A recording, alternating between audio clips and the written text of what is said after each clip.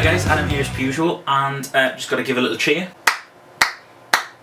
because finally it appears that the loudness war might be over and we can actually go back to creating and producing what sounds good rather than what sounds loud. So for those who don't know, the loudness war is basically kind of the term coined for music getting mastered hotter and hotter, getting louder and louder generally.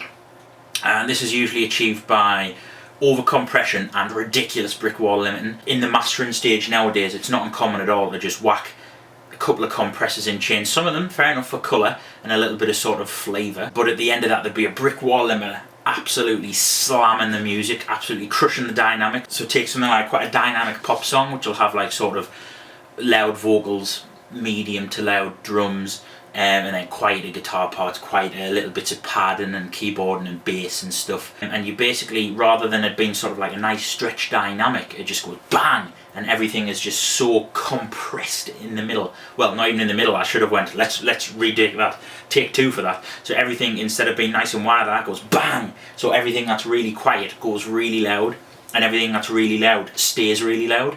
So there's very little sort of dynamic range. And the main reason for this, however, is because there's something ingrained in us that loud sounds obviously catch our attention. So there's something ingrained in human nature, in our sort of psychology, that loud sort of sounds better. I'm not so sure whether that's something that is actually ingrained in us as humans, or whether that's something that's been taught to us, so whether we've been told that things that are loud the things that sound louder are better. It's the Loudness War 1.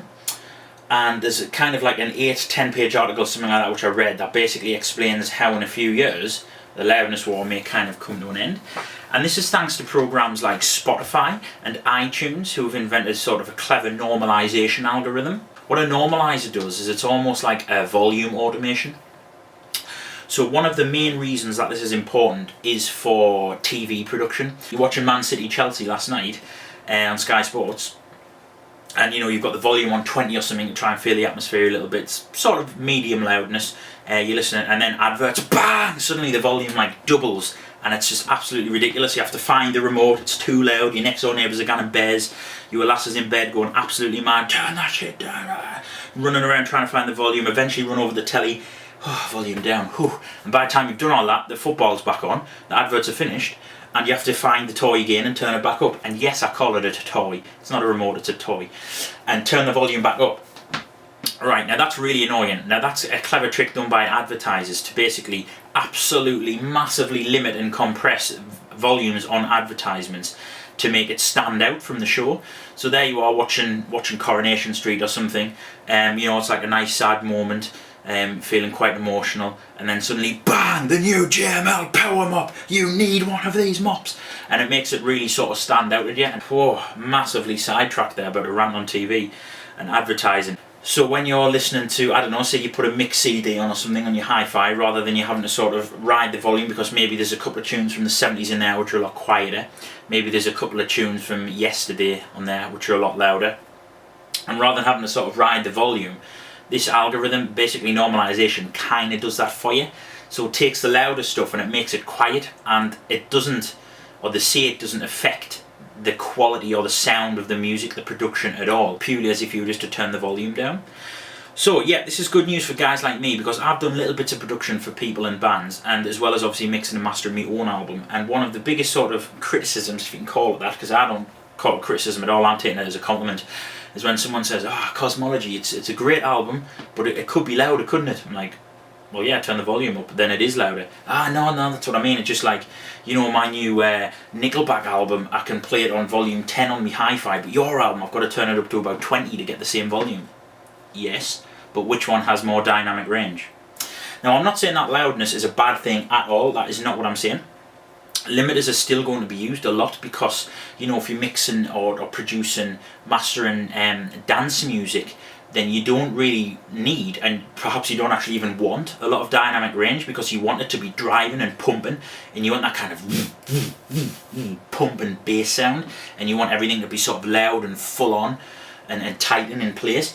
But when you're creating something like orchestral music, film music, anything with sort of like complex arrangements, modern pop music, where it's not uncommon to have like 250 tracks or something, you know, with lots of different instruments that play lots of that And the thing is, some instruments sound better at different volumes. So electric guitars undoubtedly sound awesome loud, but pianos sound great loud and they sound great quiet, but somewhere in the middle is where I like to hear piano. In my opinion, it can only be a good thing, because now producers, mixers and master engineers can get back to what's important. They can actually make the tracks sound good rather than make them sound loud.